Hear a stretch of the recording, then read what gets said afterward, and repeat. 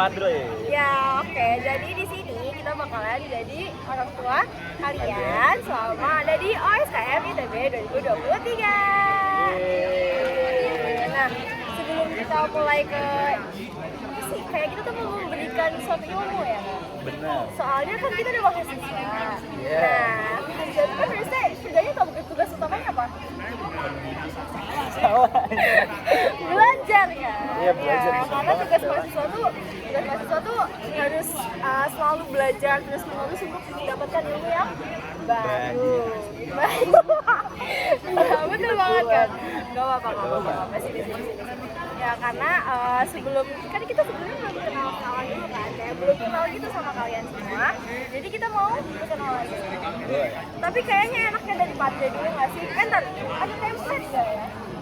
Template-nya dari aku, nama, fakultas, asal daerah, asal SMA, sama yang terakhir keunikan kalian. Oke, baik. Tambahin jurusan nggak sih? Itu masih TPB. Kan kita, buat kita tambahin jurusan. Buat kalian fakultas dulu ya, belum ospek. Sabar. Masih OSKM. Jadi Padre dulu dong. Oke, kenalin semua. Nama aku Fabian Radenta Bangun. Kalian boleh panggil aku Fabian. Aku dari jurusan Teknik Informatika angkatan 2022. Hai Padre Fabian. Halo. Asal daerah, aku dari Kota Medan. Aku SMA-nya di SMA Pesantren Unggul Al-Bayan di Sukabumi. Nah, untuk keunikan, aku itu masuk teknik informatika yang stereotip orang-orang itu kan kayak kacamata, Iya, betul. gitu. Tapi Ibunya aku ini ya, ibu. Tapi aku sama sekali nggak nonton anime kok guys. Tenang aja, santai. Emang dia nih kalau diajak nonton anime bahkan Haikyuu doang gak mau. Anti. Padahal Haikyuu ganteng. Kayak, aduh emang bukan pasar dia gitu loh kalau anime. Anime cukup Doraemon. Doraemon gue juga nonton kalau kayak gitu dong. Oke, sekarang kita lanjut ke Madre. Oke, tapi kalau aku lupa aku tanya lagi ya template-nya. Oke, halo semuanya, kenalin aku Stella Antilia Hera Ananda, biasa dipanggil Stella dari Farmasi Klinik dan Komunitas. Apa sih ya? Asal daerah. Oh, asal daerahnya. Kalau Fabian tadi dari Medan, kalau aku dari Jawa-Jawa aja, JJA yang Jawa-Jawa aja, dari Kebumen, Jawa Tengah. Iya dong. Terus apa lagi? Asal SMA. Oh iya, SMA itu sebenarnya bukan di kabupatennya gitu kan. Aku di kecamatan kecil, namanya Kecamatan Gombong, GOMBONG. Silakan ejak sendiri. Cuma satu Gombong. Keunikannya, udah kelihatan nggak sih? Dia tadi tuh aku ngomong tanpa koma spasi titik. Emang aku juga kadang kalau ngobrol sama Madre kalian ini ya, aku juga kadang tuh suka bingung gitu dia tuh ngomong apa. Hah? Tapi ya udah, ya aja deh gitu. Bener banget. Nah sekarang nanti tinggal giliran kalian yang template udah dikasih sama Padre. Mungkin ada yang mau mulai kenalan dulu ya? Boleh. Sok ada yang mau kenalan duluan?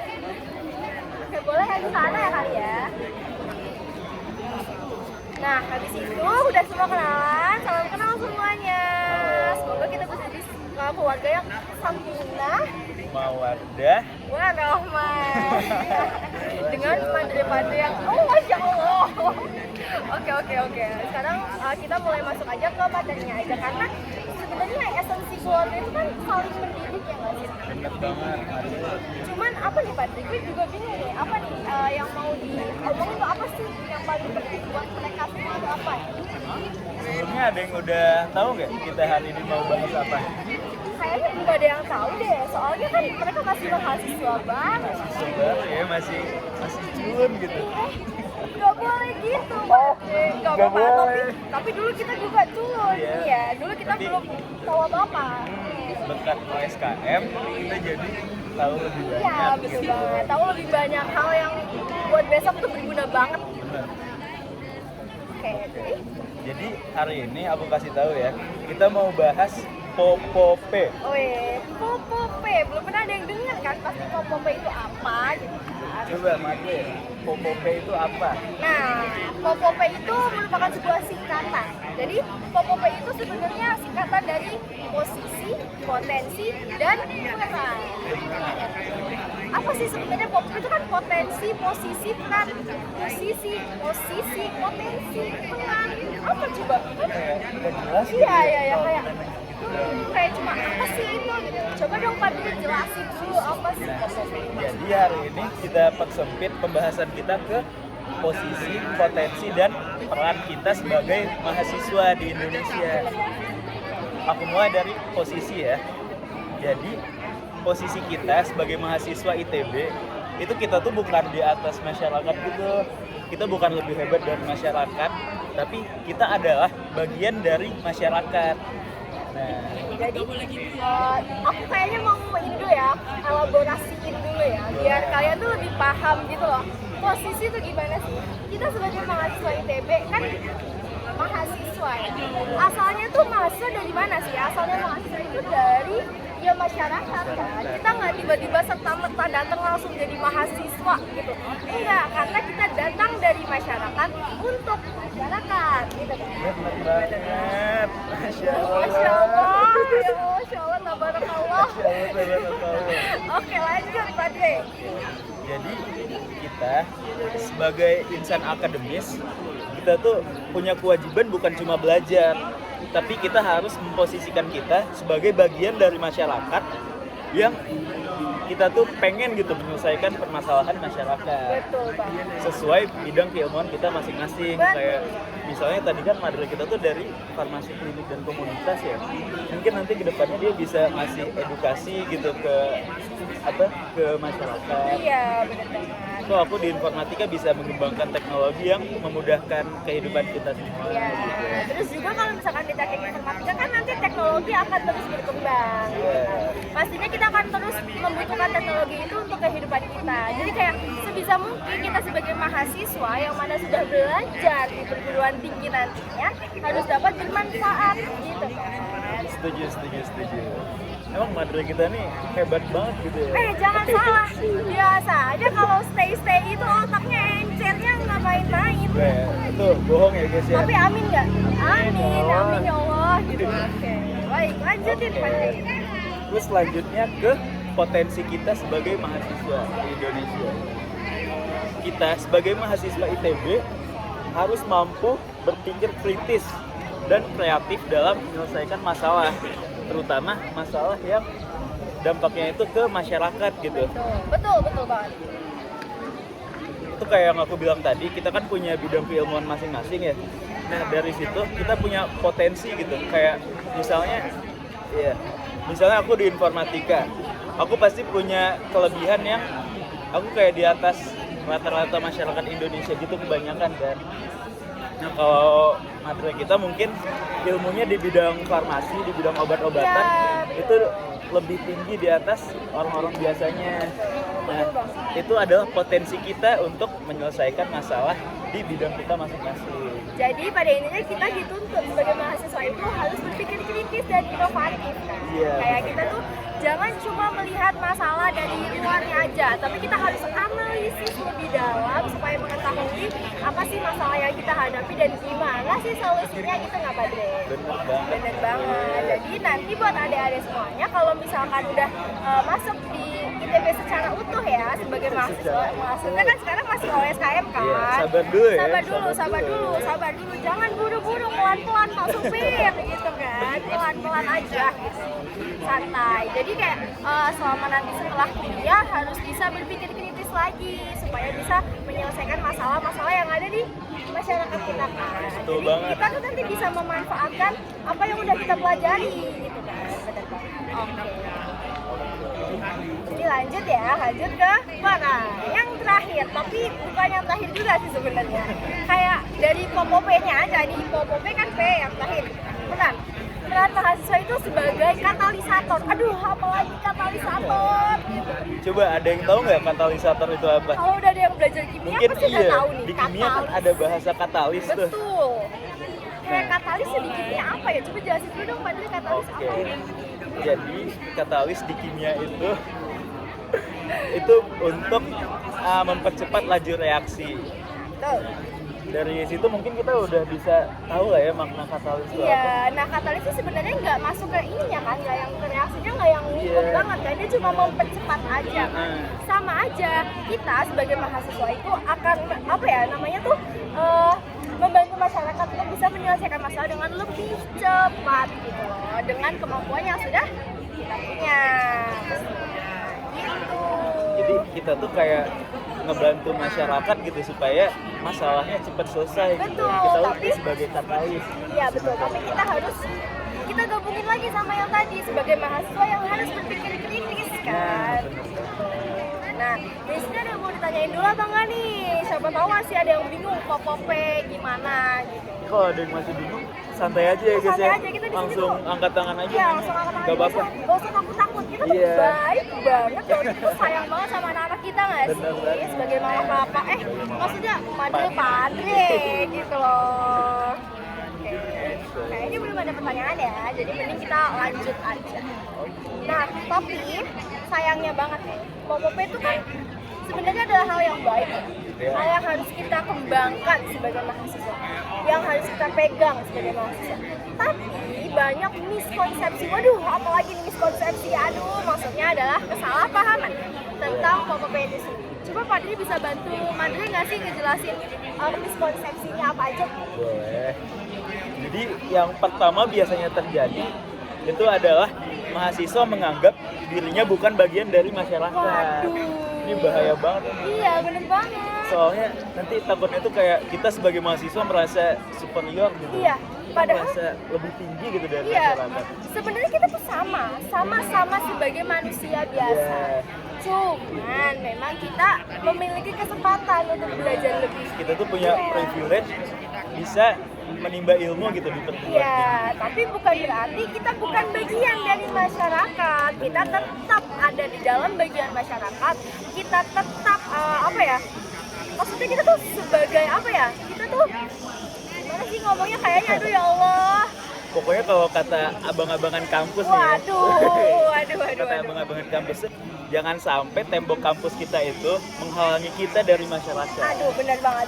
Itu paham ya, tembok kampus menghalangi kita dari masyarakat. Aman ya, mudah dipahami ya. Iya, mudah ya. Jadi kayak kita tuh memang harus ngerti banget kita tuh ada di sini bukan berarti kita tuh terisolasi. Kita ada di dalam kampus bukan berarti kita memisahkan diri dari masyarakat. Kita tetap ada di masyarakat, kita membantu masyarakat dengan apa yang kita punya. Jadi jangan dimakan sendiri.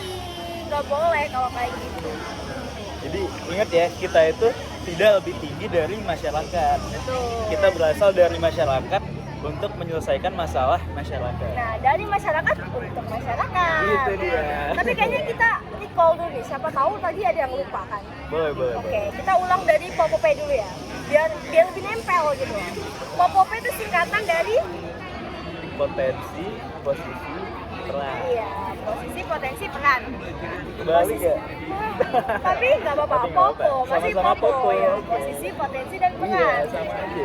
Tapi jangan kebalik ya besok ya. Jadi gini aja, Awas gini aja. buker ya. Ya nggak boleh. Terus posisi, potensi, dan peran.